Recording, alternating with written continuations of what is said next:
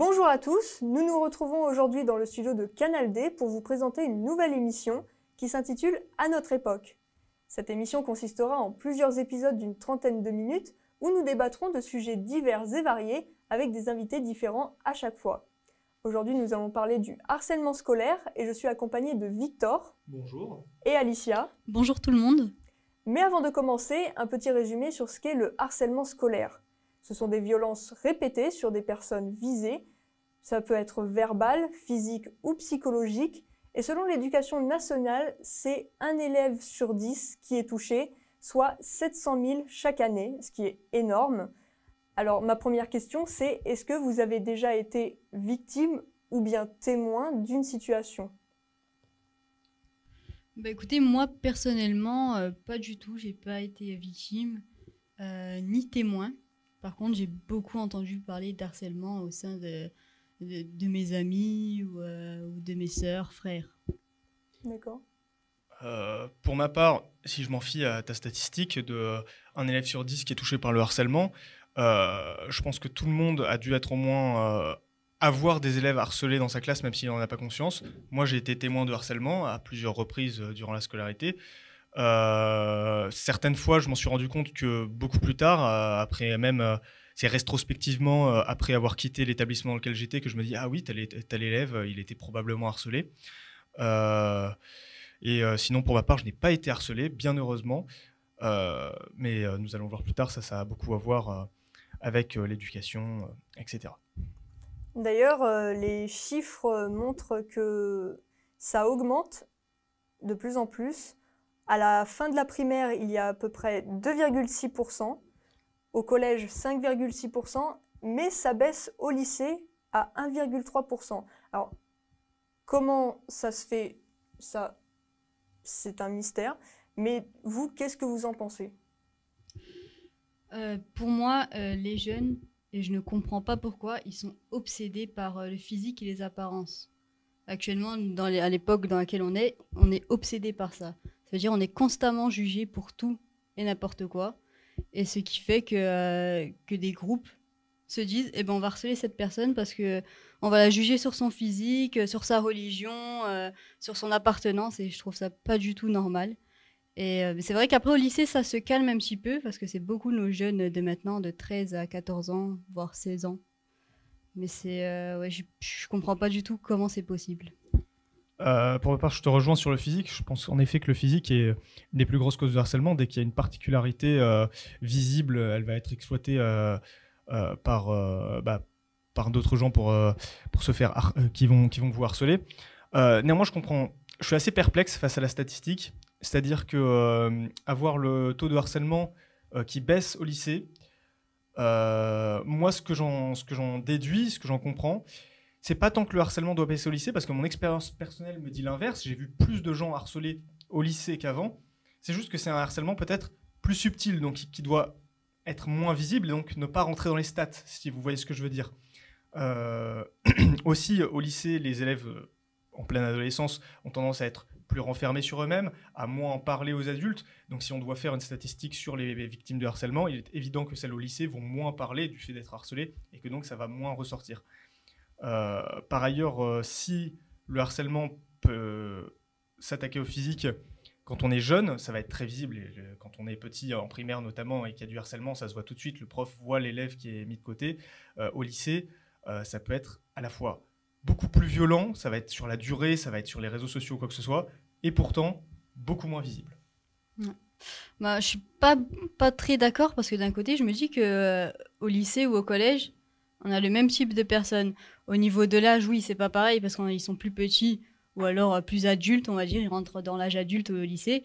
Mais je pense que c'est un petit peu pareil dans le sens où cette personne qui harcèle une personne par rapport à une réputation. On va prendre l'exemple d'une réputation. Au collège, on apprend qu'une fille sort avec tel ou tel garçon ou telle fille, parce qu'on a aussi de l'homophobie, bien sûr. Et il se passe la même chose au lycée, c'est exactement pareil. Au niveau d'harcèlement, la personne va être harcelée exactement pareil. Alors peut-être aussi une autre théorie possible, c'est que certaines villes peuvent comporter plusieurs écoles primaires et collèges. Comme à Draguignan, il y en a 4. Mais des lycées sont peut-être moins présents. Les élèves sont obligés soit de déménager ou de faire plus de distance pour aller au lycée. Ensuite, il y a les lycées pro et les lycées généraux. Donc je me dis qu'à un moment dans la scolarité, les harcelés et les harceleurs peuvent prendre des chemins différents, ce qui fait que ça peut cesser du jour au lendemain. Alors, sur ce point-là, là encore, je vais devoir me poser en faux et revenir sur ce que Alicia a dit précédemment. Donc, je pense qu'on est assez d'accord que les particularités physiques, tout ce qui se voit, et aussi donc, le rationnel, le fait d'être homosexuel ou quoi que ce soit, c'est la cause du harcèlement. Moi, ce que j'en ai remarqué, c'est que justement, c'est pas tant le harceleur qui va être à l'origine du harcèlement, entre guillemets, pas de manière offensante, mais le harcelé dans le sens où, même s'il change d'établissement et qu'il n'a plus ses précédents tyrans, le harceleur va en retrouver de nouveau parce qu'il y a toujours cette particularité physique ou de personnalité qui fait qu'il se fait harceler. Moi, j'ai remarqué notamment j'avais un très bon ami roux au lycée. Alors lui, il a changé de la primaire au collège, au lycée, il n'a jamais eu les mêmes personnes. À chaque fois, il s'est fait harceler sur le fait d'être roux. Et je pense qu'on a tous connu ça, ou pareil sur le fait d'être gros, etc. Donc je pense que vraiment, c'est pas lié la baisse du harcèlement au fait que les gens changent d'établissement. Oui, alors aussi, bon, il y a aussi la puberté. Bon, là, la caractéristique de la couleur des cheveux, ça ne change pas.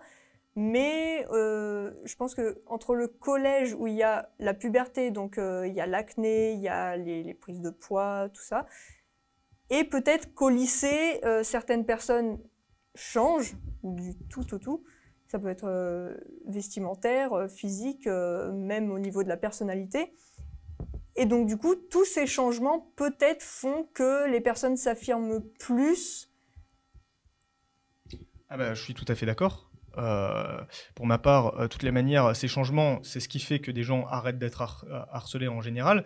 Et ça a beaucoup à voir avec l'estime de soi, justement. Quand tu dis que les gens s'affirment plus, je pense que, de manière générale, le harcèlement est intimement lié avec la confiance en soi et l'estime de soi, que ce soit chez le harcelé ou chez le harceleur. Je suis d'accord. Le harceleur, c'est quelqu'un qui va avoir besoin d'affirmer sa confiance en soi en rabaissant les autres. Et le harcelé, c'est quelqu'un qui n'a pas de confiance en soi et qui le montre un peu trop. Du coup, le harceleur lui fond dessus immédiatement.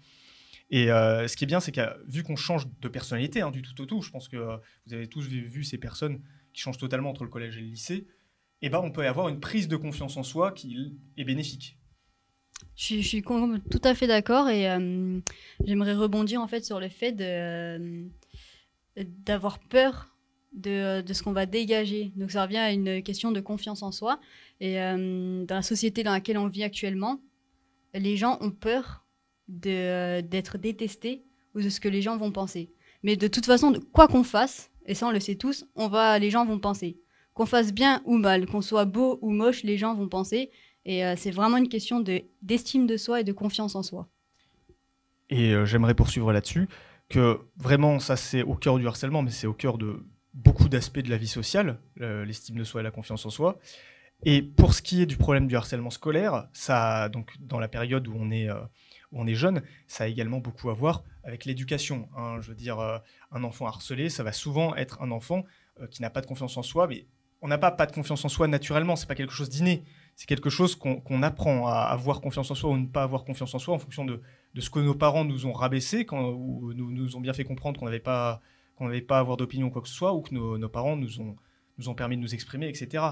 Donc ça va être, pour ma part, je pense que ça va être un des grands axes de lutte contre le harcèlement, ça va être l'éducation et notamment la prise de confiance. Et justement, on va y revenir, mais d'abord, donc, quelles sont du coup les conséquences de ce harcèlement et comment est-ce qu'on peut pas s'en débarrasser, mais au moins prévenir pour pas que ça s'aggrave en fait?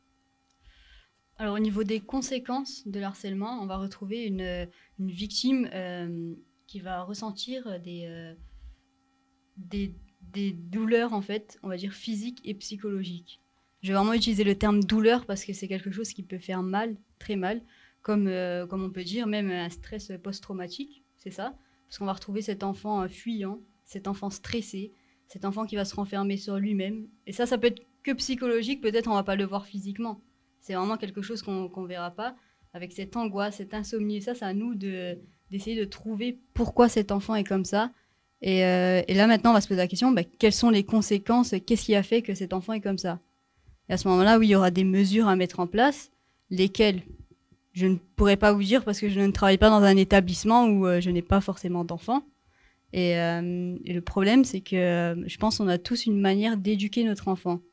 C'est-à-dire, on ne fait pas de la même manière, c'est sûr. Peut-être même qu'on ne l'écoute pas de la même manière. Et là, c'est un autre problème, encore une fois. J'aimerais t'arrêter et pour revenir sur les conséquences. Je pense que là, tu as cité les conséquences qui étaient les plus communes, celles auxquelles on pense en premier, l'enfant qui va rester refermé sur lui-même, qui va mal dormir, etc. Mais on oublie souvent que les principales conséquences, c'est des conséquences vicieuses du harcèlement, c'est-à-dire que l'enfant va devenir parfois violent, et du coup, au lieu d'être pris en victime parce qu'il est harcelé et que ça le rend violent, on va justement le prendre « Ah, mais t'es violent, c'est toi qui vas être puni, c'est toi le coupable » quand l'enfant pète un câble parce qu'il s'est fait harceler trop longtemps. Une autre conséquence vicieuse, c'est l'effet boule de neige. Moi, ce que j'ai remarqué, c'est qu'un enfant qui est harcelé sur un trait physique ou de personnalité, par exemple un enfant qui va être avec un peu plus d'embonpoint que la moyenne, si on commence à le harceler là-dessus en lui disant et bouboule et gros tas, justement il va avoir tendance à manger pour se déstresser et devenir de fait plus gros, mais ça peut être dans tout un tas de traits de personnalité où en fait il y a vraiment un effet boule de neige et ce qui fait qu'on le harcèle va s'amplifier au fur et à mesure qu'il se fait harceler. C'est ça. Et je pense que la plus grande conséquence, la plus grosse, c'est quand on arrive au suicide. Là, à ce moment-là, on se dit c'est très grave. Comment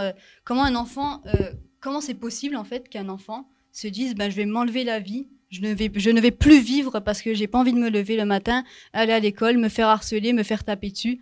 Comment c'est possible d'en arriver à ça en fait? Et je pense que c'est la plus grande conséquence. Et là, à ce moment-là, il faut vraiment se poser des questions sur ce qu'on a fait pour que ça arrive à là en fait. Alors, dans le cas du suicide, pour le coup, je suis aussi perplexe que toi. Tout le monde pense que c'est choquant. En fait, qu'un enfant pense au suicide, c'est une chose. Qu'il le fasse, c'est problématique. Vraiment, je n'arrive pas à imaginer qu'un enfant soit poussé dans un tel état de détresse qui voit plus aucun intérêt à la vie, en fait. Et ça, je pense que on est dans le contexte du drame de la petite Lindsay qui s'est suicidée récemment. Donc, je voudrais pas trop m'avancer parce que voilà, les parents sont encore très touchés, pareil pour ses proches, etc. Mais je pense qu'il y a quand même un gros problème de communication, que ce soit au sein du foyer ou au sein des institutions, donc à l'école, pour que l'enfant soit poussé au public. Normalement, il y aurait dû y avoir un moment où les parents ou l'école seraient intervenus avant. C'est pas normal qu'on puisse laisser faire des choses jusqu'au suicide, quoi. Après, l'enfant, c'est un peu comme un iceberg. On voit pas le côté sombre et ce qui cache. C'est-à-dire, on peut avoir une très bonne communication avec notre enfant, mais si on voit pas ce qui nous cache, on le saura jamais. Cet enfant, il peut rentrer chez lui, être très heureux, joyeux, et en fait, il nous montre vraiment pas que quand il arrive à l'établissement, il se fait harceler. Et du coup, justement, on va en parler des solutions à ça. Justement, si ça ne se voit pas, il y a quand même des témoins. Est-ce que tu peux, Victor, nous parler de ces témoins? Alors, les témoins, la plupart du temps, donc on parle des gens qui observent de loin, qui savent plus ou moins que la personne se fait harceler et qui n'agissent pas. Et ça, c'est 90% des gens. Alors, il y a des gens qui s'en rendent tellement plus compte, qui sont tellement détachés du fait qu'il y a un de leurs camarades qui sont harcelés, que pour eux, il n'y a pas de camarade qui se fait harceler dans leur classe, voilà, tout est normal, etc. Mais je trouve ça assez enfin, je trouve ça gênant, en fait, la nature qu'on a de laisser faire les choses, de ne pas vouloir s'en mêler. Je trouve ça extrêmement gênant d'un point de vue moral. Et à ceux qui en ont conscience maintenant, qui ont eu peut-être, donc qui regardent notre émission par exemple, ou qui ont vu d'autres débats sur le sujet, une fois que vous en avez conscience, vous avez un devoir d'agir, en fait. Sachant qu'agir est toujours une bonne chose. Être le héros de quelqu'un, c'est toujours quelque chose de à la fois bien pour la personne, bien pour vous-même, bien pour la société. Il ne faut pas hésiter à se casser de l'effet groupe quand il y a une foule qui ne fait que regarder et à agir. Alors, sur ça, je suis d'accord et pas d'accord en même temps, parce qu'on va pas se mentir, aujourd'hui, on vit dans un monde de fous. On le sait. Je sais que les gens, ils sont capables de tout. Et la plupart des gens, je prends un exemple, on parle même plus de harcèlement scolaire, je prends un exemple basique. Il y a la file d'attente pour mettre de l'essence. Quelqu'un nous dépasse. Et là, on se dit, on va aller se prendre la tête avec lui, mais on ne sait pas de quoi il est capable. Et c'est pareil au niveau du sein de l'établissement. Les enfants, comme les adultes, ils peuvent être capables de tout. C'est-à-dire, moi, j'aimerais pas m'interposer dans une embrouille pour me dire, cette personne-là, elle peut sortir un couteau, elle peut sortir n'importe quoi. Et les gens, ils ont tous peur. C'est de la peur, en fait. Mais ça. surtout, il y a encore plus grave. Donc, il y a les témoins passifs, comme disait Victor, mais les témoins qui filment carrément. Oui. Qu'est-ce que tu en penses de ça? Ça, c'est la génération. Avant, je pense qu'il n'y avait pas du tout ça.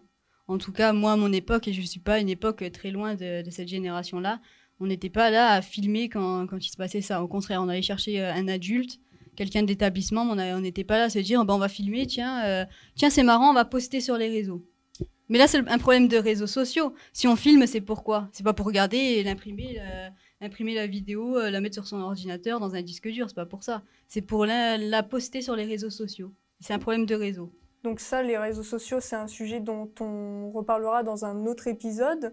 Mais pour le coup, j'aimerais revenir sur l'exemple d'Alicia, car je le trouve assez peu pertinent, notamment parce que là, tu prends une situation où déjà, c'est quelque chose de personnel, d'égoïste. Hein. Tu vas voir la personne pour ton essence, c'est ton problème. Donc c'est comme si tu disais, c'est comme si le harcelé devait lui-même aller aller confronter son harceleur, ce qui n'a pas de sens. Là, on parlait vraiment des témoins dans une situation où il y a plusieurs personnes, où il y a un groupe de personnes qui ne fait rien. Dans ce cadre-là, la question de oui, on est dans un monde où tout le monde est capable de n'importe quoi. Peut-être que le harceleur est plus fort que toi. Et alors, il y a 20 personnes, il y a 20 témoins autour de toi. Dans ce cas-là, il faut se mettre à la place des autres et se dire, moi, si demain je me fais harceler, si je me fais harceler, je vois du monde autour de moi, mais je vois qu'ils ont peut-être envie, mais qui font rien. Et je me dirais pas, non, ces personnes-là, faut que j'arrête de leur parler ou faut pas que je les côtoie parce qu'elles ont pas été là pour moi. Je vais me dire, ces personnes-là, elles ont eu peur, comme moi. Parce que moi, ce que je veux, c'est m'enfuir de ça. J'ai pas envie de me confronter à mon harceleur, en fait. Oui, mais la peur, c'est un des pires côtés de l'humanité. C'est ce qui provoque tout, c'est ce qui provoque le racisme, etc. Donc c'est quelque chose qu'on peut pas laisser gagner. C'est pas une justification en soi. Ce que je veux dire, c'est que faut plus aller parler aux gens qui font que regarder. Mais c'est un message aux gens qui font que regarder. S'il y en a un seul qui bouge, s'il y en a un seul qui va prévenir, en l'occurrence dans les écoles, le directeur ou qui va confronter le harceleur en lui disant arrête ou quoi que ce soit, ce qui va se passer, c'est très rarement qu'il va se prendre une baigne ou quoi que ce soit. Ce qui va se passer généralement, c'est qu'il y a le harceleur qui va se rendre compte qu'il est cette fois-ci entouré non plus que de personnes qui le soutiennent ou qui en ont rien à faire, mais au moins une, voire plusieurs personnes qui ne le soutiennent pas, qui sont clairement contre lui. Sauf qu'un harceleur, il est souvent composé d'un groupe de personnes. Il n'est pas forcément tout seul. Et à ce moment-là, c'est 2 groupes de personnes. Et moi, je peux comprendre. Alors, je comprends tout à fait quand tu dis oui, il faut se mettre pour faire dégager cet harceleur, le faire peur. Ça, je suis d'accord. Moi-même, peut-être, j'irai directement dans le tas. Je suis d'accord sur ça. Mais par contre, il faut comprendre aussi les personnes qui se mêlent pas, qui ont peur. C'est normal. Imaginons demain, ton enfant, je ne sais pas, il s'est rentré dans une histoire parce qu'il a vu qu'une petite fille se faisait harceler. Une fille de sa classe qui se faisait harceler, mais par contre, il se prend un coup de couteau, il meurt sur le coup, parce qu'il s'est rentré dedans. Tu vas dire, bravo, mon fils, c'est bien, c'est pas grave s'il est décédé, c'est pas grave, mais au moins, il a sauvé cette fille, ou voire même les deux, il peut se passer quelque chose. Alors, déjà, c'est un exemple assez extrême. J'espère que dans les écoles françaises, il n'y a pas tant de couteaux que ça dans les mains des élèves. Dans un second temps, j'ose espérer que les gens... c'est une situation extrême, donc je ne l'ai pas vécue et j'ai du mal à me la représenter, à vrai dire. Pour moi, s'il y avait ce genre de situation, le harceleur ne mettrait évidemment pas un coup de couteau s'il y a plusieurs témoins, d'autant plus qu'il irait en prison, tout simplement pour ça. Enfin, ça, c'est la loi française, c'est la société dans laquelle on vit. Pourquoi on ne se tue pas? Parce qu'il y a des conséquences, voilà. Bon, après, là, on s'éparpille peut-être un petit peu sur le sujet. C'est des situations extrêmes. Je pense que ce n'est pas ce qui se passe le plus souvent. Du coup, je pense qu'on va continuer. J'aimerais conclure en disant que quand tu dis qu'on peut excuser les gens qui ne font que regarder, qu'on doit les comprendre, qu'on doit comprendre que oui, il y a la peur ou quoi que ce soit. Moi, je dis pas qu'on doit les comprendre parce que la compréhension, généralement, trop de compréhension, ça ne mène jamais à rien de bon. Donc moi, ce que je dis, c'est qu'on peut les pardonner, c'est-à-dire leur dire ok, je te pardonne parce que t'es pas venu ou quoi que ce soit. Mais pardonner, ça veut dire qu'il y a une faute. Si tout le monde se disait la norme, c'est d'intervenir et pas de rester sur le côté, eh ben, tu peux pardonner ceux qui sont sur le côté, mais il y aurait vachement plus de gens qui interviennent. Oui, mais dans nos préventions, par exemple, je prends n'importe un papier de prévention, dedans, il n'y a pas écrit « Rentrez-vous dans le tas si quelqu'un se fait harceler ». Mais c'est pas Il faut aller rentrer dans le chercher tas. quelqu'un de l'établissement Oui, ou un non, mais adulte. je te parle juste d'intervenir, de faire quoi que ce soit qui ne te mette pas en danger. Juste d'intervenir d'une manière ou d'une autre, aller voir le surveillant, dire « Ah, c'est pas bien, mec ». Mais ça, je suis d'accord. Ça, je suis d'accord avec toi sur ça. Aller entre les deux et dire « Tu vas trop loin », etc. Mais dans tous les cas, faire quelque chose.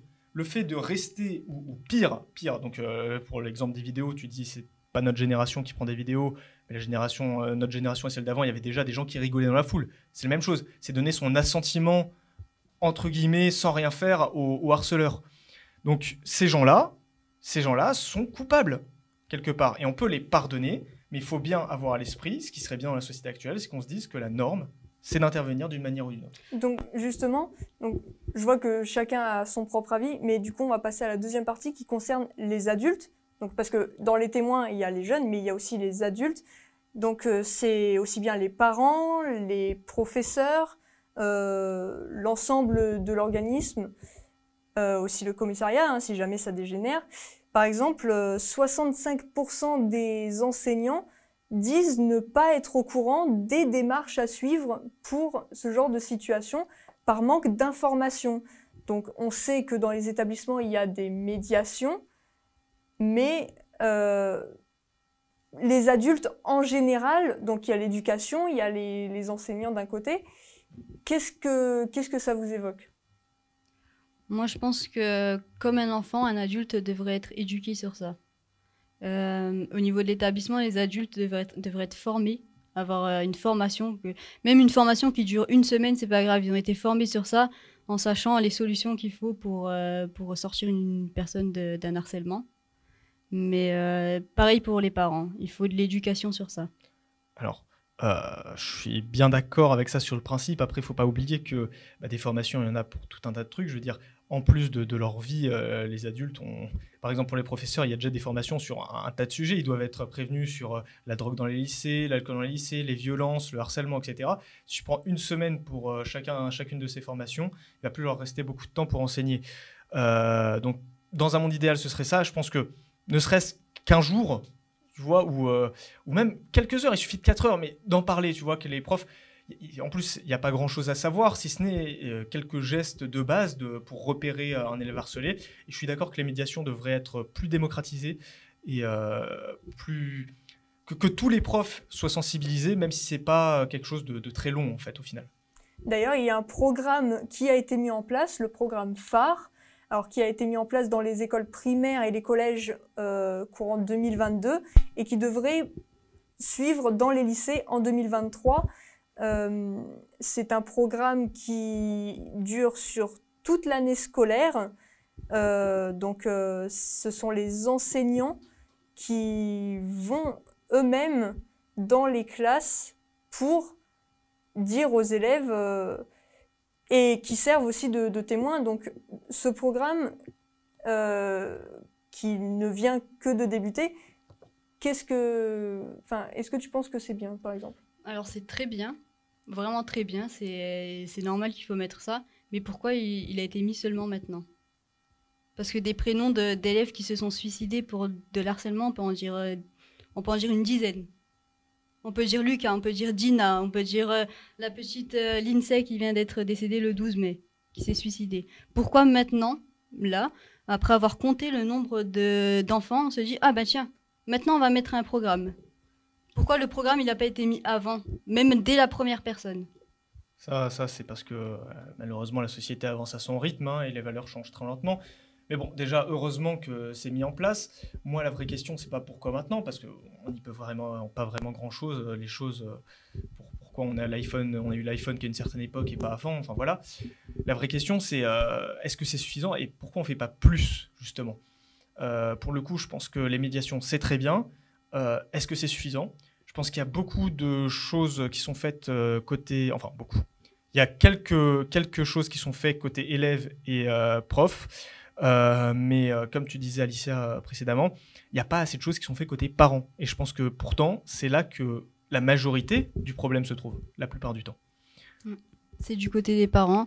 Un exemple, la petite Lindsay qui s'est fait harceler. Est-ce que vous trouvez ça normal qu'une mère de l'harceleuse, elle menace de mort les parents de la petite Lindsay? Ah oui, parce que il faut savoir que ça a continué même après C'est le ça? suicide. C'est-à-dire que on pensait d'abord que les élèves harcelés, la petite Lindsay, parce qu'elle était présente, parce qu'ils avaient une raison. C'est ça. Elle aussi le pensait. D'après eux, ils avaient une raison de la harceler. Maintenant qu'elle n'est plus là, normalement, on devrait se dire qu'ils n'ont plus de C'est ça. raison. Et comme elle l'a fait, elle a écrit une lettre. Et elle a dit, maintenant que je ne serai plus là, tout s'arrêtera. Mais en fait, non, pas du tout.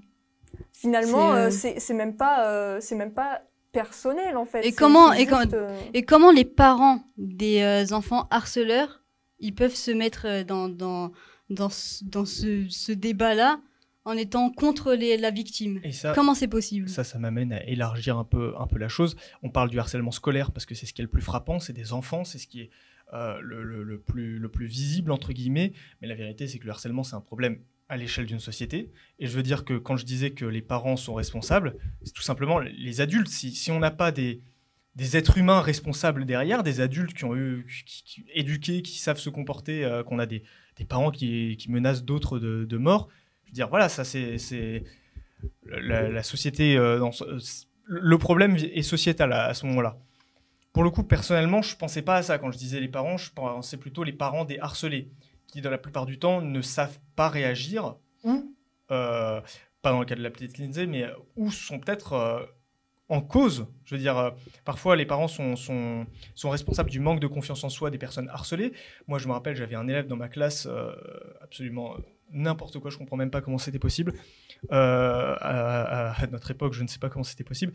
Il venait régulièrement en classe, enfin régulièrement, tous les mois, il y avait un jour où il venait avec un œil au beurre noir, il avait des coups de ceinture, etc. Et évidemment, l'élève derrière, je veux dire, il avait un manque de confiance en soi absolu, et il avait été harcelé précédemment. Mais je veux dire, évidemment. Je veux dire, les élèves harcelés, la plupart du temps, ont une situation, je pense, je n'ai pas les stats, mais ça me semblerait raisonnable de penser qu'ils ont une situation familiale qui les pousse à manquer de confiance en eux. Oui, évidemment, il y a aussi la maltraitance.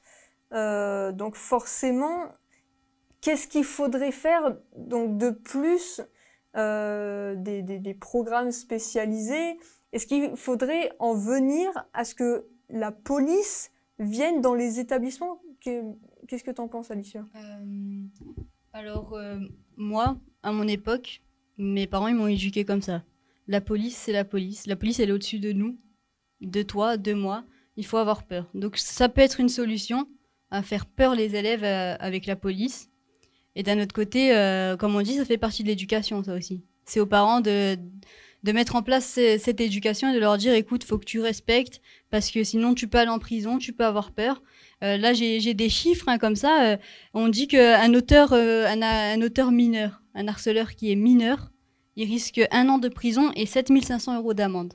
Mais est-ce que vous pensez vraiment qu'il va avoir 1 an de prison et 7 500 € d'amende? Alors déjà non, et en sachant que maintenant les jeunes n'ont même plus peur des autorités de la police. C'est ça, du coup, bah non, on n'a pas peur de la police, donc on risquera pas ça. Alors autant continuer parce qu'on s'en fout. C'est ça qui se dit dans leur tête. Et ça, c'est pas normal, mais ça vient des parents aussi, c'est pas forcément les personnes de l'établissement. Il faut faire peur aussi nos enfants et leur dire, ce n'est pas normal, tu dois pas faire ça parce que tu risques ça. En sachant que même les enseignants, qui pourtant sont les adultes, se font aussi harceler. Alors, il y a aussi des professeurs qui peuvent être considérés comme harceleurs. Ce n'est pas une généralité, mais certains profs contribuent en faisant des commentaires désobligeants sur des élèves. Ouais. Ça arrive aussi. Pour ma part, je pense qu'il n'y a pas de solution aussi simple que juste faire telle action ou pénaliser plus les harceleurs ou quoi que ce soit. Je pense que ça, on le fait déjà. Les peines pour harcèlement sont très lourdes en réalité. On a des médiations qui commencent à s'installer de manière assez généralisée sur le territoire. Le vrai problème, il est sociétal. Je veux dire, c'est quelque chose On voit bien d'ailleurs que d'un pays à l'autre, les taux de harcèlement ne sont pas du tout les mêmes. Ça peut varier du tout au tout, voire être dramatique dans certains pays.